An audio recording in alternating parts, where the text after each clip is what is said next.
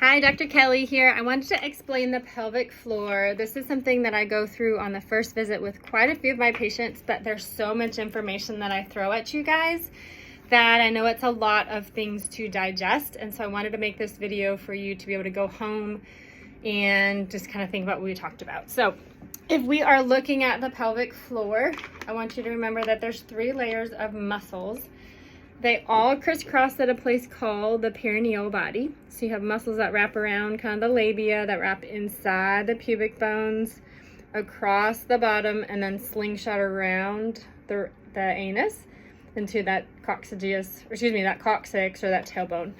These are kind of the hole closers. And so they're typically the ones that get injured because they're the most superficial and the smallest. So if we have a tear, first degree is kind of that skin, a second degree goes into muscle, third degree goes into that anal sphincter, fourth degree goes hole to hole.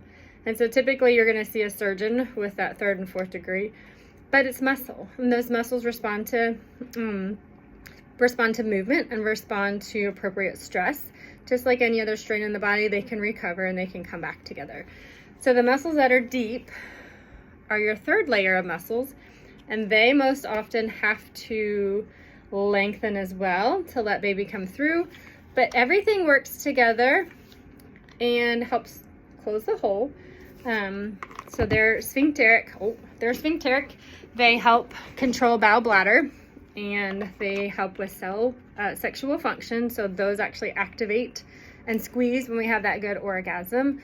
They actually have the ability to contract, and they're a sump pump, so they help the lymphatics pump back up in and through. They help to stabilize because there's a few muscles specifically that wrap in and through and help to stabilize the hip, and they also help to support all of your organs. So these muscles are super important, and a lot of times they're working with you, not even realizing that they're doing their job. We just catch them when they're not doing a great job.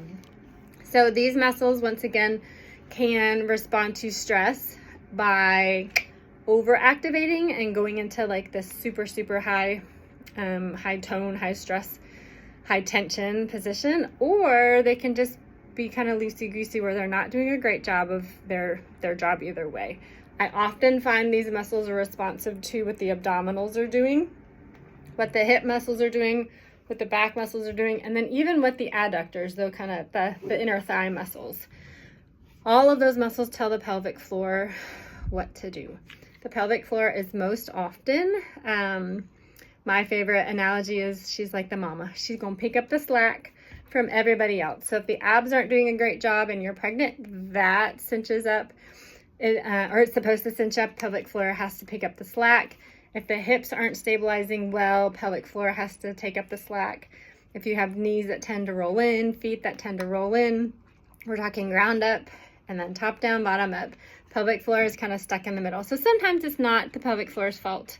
Sometimes other muscles need to pick up their slack. So wanted to review that with you guys. If there's any other specific questions, holler at me and I'll answer them for you. Bye.